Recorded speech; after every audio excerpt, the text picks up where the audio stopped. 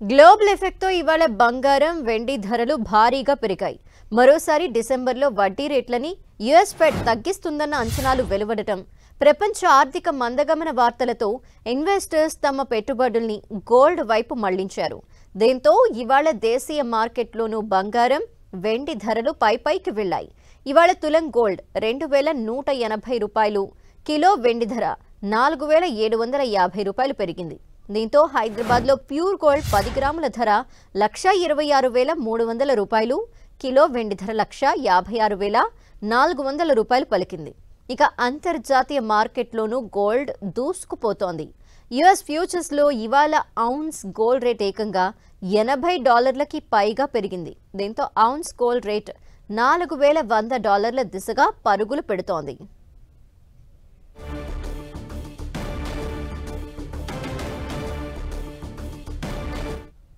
మరోసారి ఈ రోజు గోల్డ్ అలాగే వెండి రేట్లు పెరిగిన విషయానికి సంబంధించి మార్కెట్ ఎక్స్పర్ట్ క్రాంతి గారు మనతో ఫోన్ లైన్ లో సిద్ధంగా ఉన్నారు. వారితో మాట్లాడదాం. నమస్తే అండి క్రాంతి గారు. నమస్తే మేడం.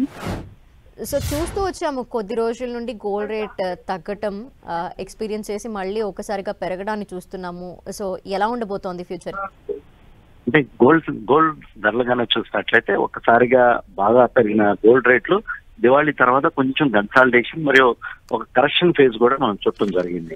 గ్లోబల్ మార్కెట్ లో కానీ చూసినట్లయితే gold prices $4,300 per ounce touch చేసి ఇప్పుడు $4,000 దగ్గర ఒక కన్సాలిడేషన్ ఫేజ్ లో ఉంటాం మనం చూస్తున్నాం.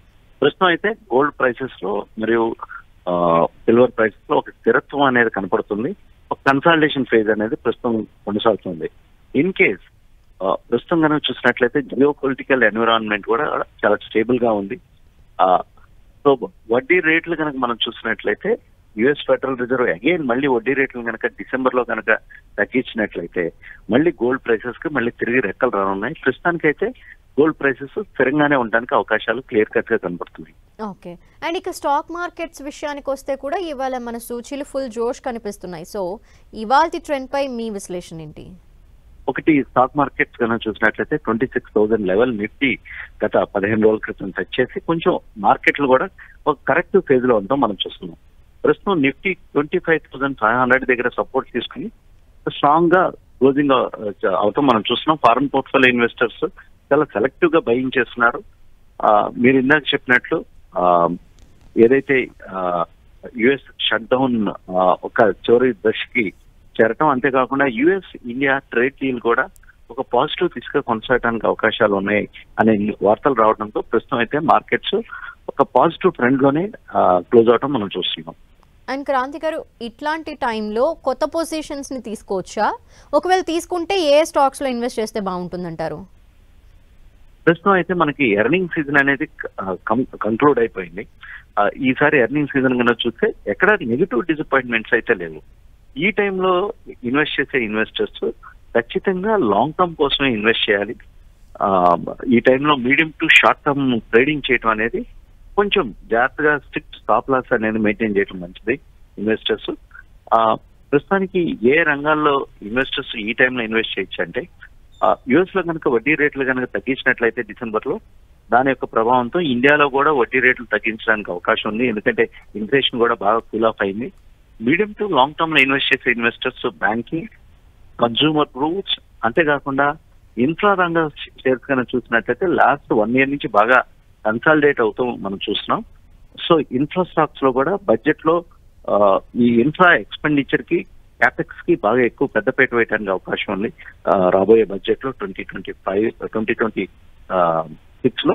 సో అందువల్ల ఇన్వెస్టర్స్ ఇన్ఫ్రా స్టాక్స్ ను కూడా ప్రస్తుతం స్లోగా యాడ్ చేయొచ్చు. ఓకే. అండ్ చివరిగా గోల్డ్ తో పాటు స్టాక్ మార్కెట్స్ కి సంబంధించి మీరు ఏదైనా సలహా ఇచ్చే అవకాశం ఉందా? ప్రస్తుతం కనుక చూసినట్లయితే ఇన్వెస్టర్స్ ఏదైనా లార్జ్ క్యాప్ స్టాక్స్ లో ఇన్వెస్ట్ చేయడం మంచిది.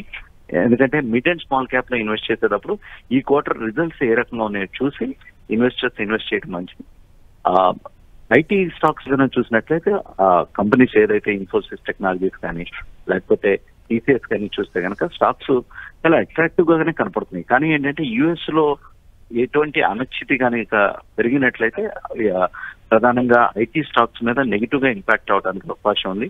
కానీ లాంగ్ టర్మ్ లో ఇన్వెస్ట్ చేసే ఇన్వెస్టర్స్ ఇన్ఫోసిస్ కానీ లేకపోతే టీసీఎస్ టెక్నాలజీస్ కానీ లాంగ్ టర్మ్ లో యాడ్ చేసుకోవచ్చు డిప్స్ లో.